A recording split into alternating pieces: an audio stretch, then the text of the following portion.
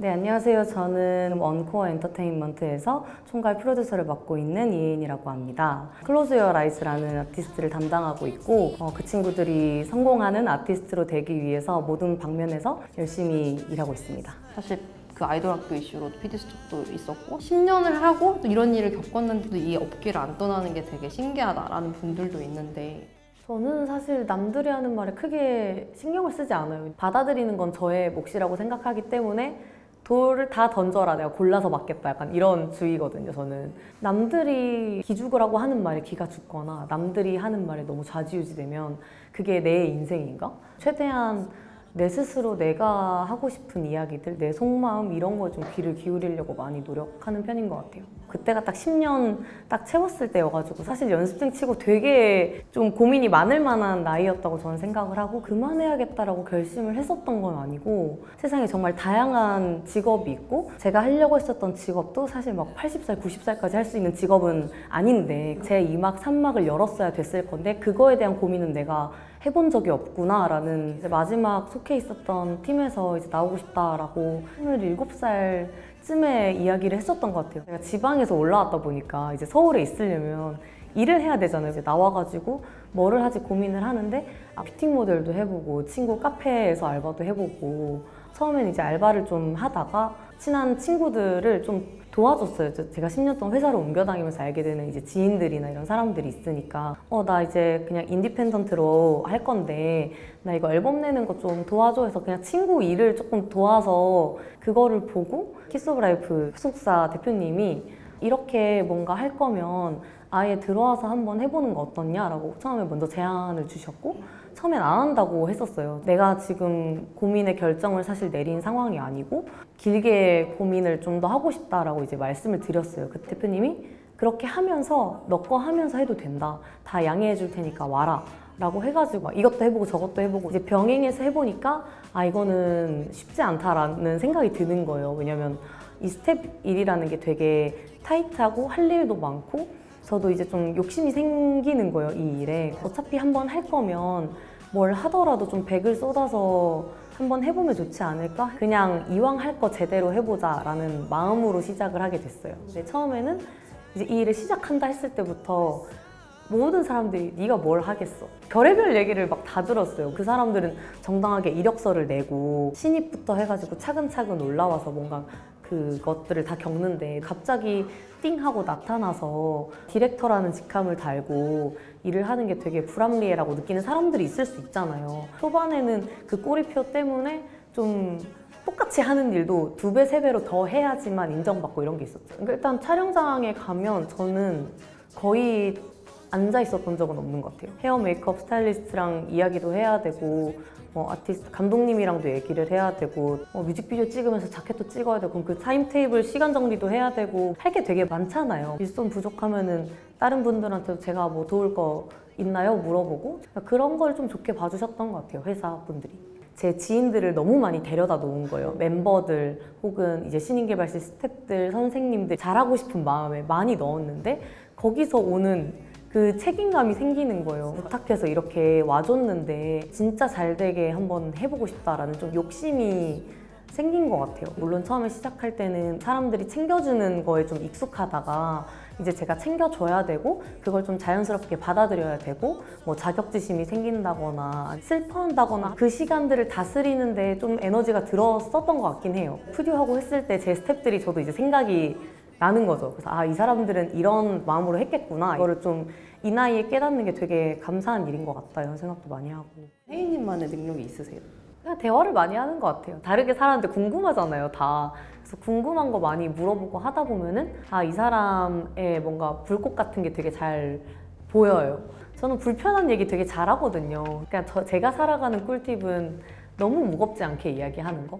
너무 무거우면 그 감정이 먼저 와닿는 것 같아요. 와 근데 이거 좀 아쉽다, 별로예요. 좀 새로 하면 더 좋을 것 같은데 그냥 이렇게 웃으면서 얘기하면은 그냥 좀 넘어가는 일들이 있거든요. 바로 환기시키고 약간 이런 것들이 좀 중요하다고 생각하고 그래서 일부러 더 많이 물어봐요. 뭐 만약에 누구시라면 어떻게 할 것 같아요? 본인 돈 쓸 수 있을 것 같아요, 여기에? 뭐 이런 거 물어보고. 요즘에 뭐 중소의 기적 막 이런 얘기 되게 많잖아요. 틈새 시장 공략한다? 그 얘기 좀 궁금했는데 어떤 전략인지 좀 설명해 주세요. 에스파 분들이 이제 하이퍼팝이라는 음악 장르를 하고 뉴진스 분들이 이제 저지클럽이라는 음악 장르를 하고 가수마다 좀 메인 장르로 가져가는 장르감들이 있다고 생각을 하거든요. 이 주 장르가 이미 먹힌 장르들은 건들지 말자. 이게 장르라고 생각 안 하고 얘네 음악이라고 생각할 거거든요. 그거 하면은 얘 따라했네? 이거밖에 안 될 거니까 그거는 아쉬워도 그냥 포기. 아무리 노래가 좋아도 드랍 하고 최대한 안 겹치는 거 안에서 베스트를 찾아서 우리만의 색깔을 조금 입히고 스토리텔링이나 퍼포먼스나 이런 것들로 좀 붙여보자. 남들이 안 하는 것들을. 요즘 세대에 나와 있는 팀들을 다 이렇게 펼쳐보는 거예요. 얘네는 뭐 초등학생들이 좋아할 것 같고 여기 음악은 좀 센 음악이고 여기 음악은 좀 귀여운 음악이고 그러고 이렇게 한 다음에 옛날 음악들을 또 한번 쫙 들어요. 여러 가지 좀 경우의 수를 깔아놓고 생각을 해보면서 정리하는 편인 것 같아요. 그 요즘 사람들의 취향이 뭔가 세분화돼 있잖아요. 엔터 케이팝뿐만이 아니라 모든 면에서 그렇다고 생각을 하거든요. 나에 대한 고민을 사람들이 많이 하고 있고 내가 좋아하는 취향에 대한 고민도 되게 많이 한다고 생각을 해서 이제 생각해봤을 때 지금 뭐가 비어 있을까? 그럼 이거는 좋아하는 사람이 아예 없나? 어떻게 보완하면 괜찮아질 수도 있는 건가? 이런 것들을 이제 생각을 하는 거죠. 그 약간 남들이 안 가는 길을 가는 게 사실 좀 두려울 수도 있잖아요. 사실 그게 안 두려운 건 아닌데 남들 가는 길 가는 건 더 두려운 거죠. 왜냐면 망할 게 너무 뻔한 거예요. 간장게장집 제일 유명한 집 옆에다가 간장게장 차려야 되면 무섭잖아요. 저 집보다 잘 될 수 있어. 그럼 업계에서 1티어를 뛰어넘어야 되는데 그거보다는 조금 더 저는 겁쟁이스러운 선택을 했다고 오히려 그렇게 생각을 하거든요. 그러니까 남들은 그게 도전이라고 생각하지만 그냥 생각의 전환일 뿐인 거지 정해진 자본 안에서 움직여야 되는데 대기업의 자본과 뭔가 이런 것들이 나한테 주어지지 않았는데 어떤 수요를 잡을 수 있을까에 대한 고민의 끝에 나온 결론이라고 생각하고 있습니다. 대기업 안에서는 어떤 선택을 하셨을 것 같아요? 그러면 조금 더 뭔가 메이저 시장에 부딪혀 볼 만했지 않았을까라는 생각도 해요. 근데 남들 안 가는 거 하는 게 또 몸에 익어가지고 그게 재밌긴 하잖아요. 확실히 재밌더라고요. 약간 비즈니스 감각이 되게 높다는 생각이 들었어요. 왜냐면 사람들이 사실 돈 얘기를 대놓고 하는 걸 별로 안 좋아하는데 돈이 있어야 제작을 하고 돈이 있어야 애들도 돈을 벌어야 나중에 뭐 먹고 살지 고민을 안 하니까 중요하죠. 결제 올리다 보면 깜짝깜짝 놀래요. 너무 비싸니까. 어쨌든 누군가의 주머니에서 나온 돈일 거잖아요. 그러면 그게 의미 있게 무조건 쓰여야 된다라는 뭔가 생각이 좀 있는 것 같아요. 아이돌 하는데 10억은 눈 감았다 뜨면 그냥 없어지는 돈이란 말이에요. 잘 되면 다 회수할 수 있지만 안 되면 사실 10원도 회수 못하게 되는 돈이기도 하거든요. 포커싱 하는 건 지금 드리는 돈을 줄이자도 맞지만 그것보다는 벌어야 된다. 버는 거에 집중을 해야지 줄이는 거에 너무 집중을 하게 되면 사실 그럼 일을 안 하면 줄일 수 있거든요. 스케줄 안 나가고 앨범 안 내면 앨범 제작비도 안 들고 근데 그러면은 그 소비자를 잡을 수가 없죠. 그 정도의 베팅이 없다면 저는 케이팝은 덤비면 안 되는 시장이라고 생각을 하고 있어요. 너무 바늘구멍이어서. 일하시면서 아이돌들한테 선택권을 되게 많이 준다? 이렇게 하셨잖아요. 그룹 활동이 끝나도 개개인으로 잘 살아남을 수 있는 뭔가 생존력 같은 걸 길러주려고 하시는 느낌이 좀 들었거든요. 어쨌든 상품인 거는 팩트라고 생각을 해요. 상품이어야 하니까. 근데 이제 어쨌든 사람을 상품으로 쓰는 거니까 상품이기만 하면 안 되는 거야. 얘도 힘들겠다.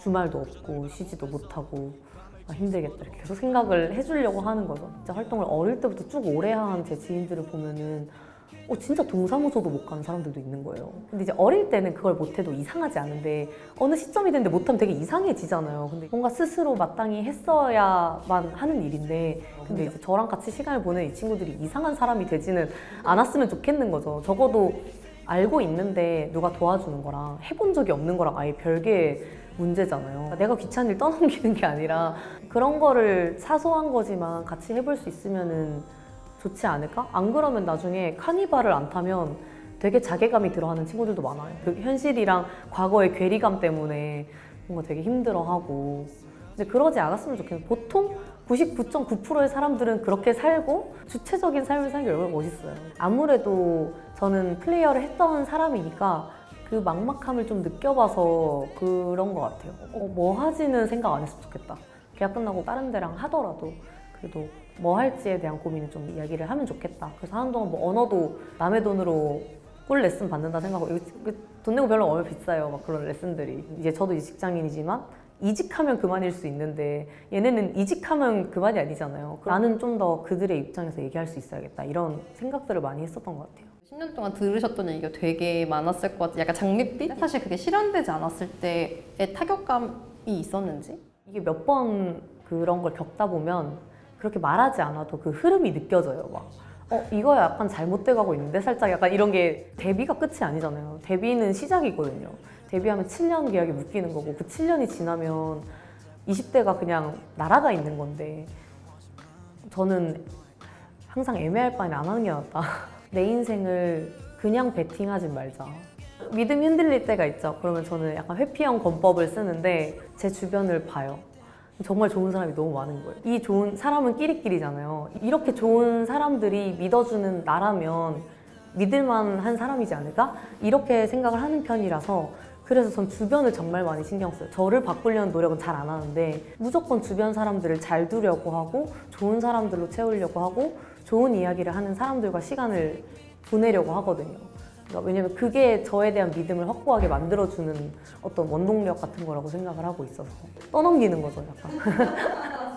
자기 연민이 별로 없는 느낌이거든요. 저는 사실은 이걸 못 이뤘어, 실패했어 라고 생각하진 않는 것 같아요. 저는 어쨌든 제가 원하는 걸 해봤잖아요. 근데 살면서 초등학생 때, 어릴 때 자기가 원했던 걸 해보는 사람이 몇 명이나 있을까라는 생각을 하니까 진짜 없을 것 같다라는 생각이 또 드는 거예요. 제가 이제 고등학교 자체도 한림예고를 나왔는데 이제 저랑 학교 생활을 하면서 데뷔를 했다가 와 성공했나 보다 축하한다 했다가 다시 잘 안 돼서 다시 돌아오는 친구들도 보고 하니까 이게 약간 너무 일희일비하고 이런 일들은 아니구나라는 생각이 좀 어렸을 때부터 있었던 것 같고 나한테 있었던 모든 서사에 너무 빠져 사는 성격의 사람이었으면 진짜 힘들었겠다라는 생각이 들긴 하더라고요. 그 당시에는 슬프고 힘든 일도 있지만 화가 나도 뭐 이거 이래서 아니지 않아요? 얘기하고 나면 그 뒤에 그럼 뭐 먹을래요? 약간 이렇게 스위치 전환이 좀 빠른 스타일인 것 같아요. 그건 타고난 성향.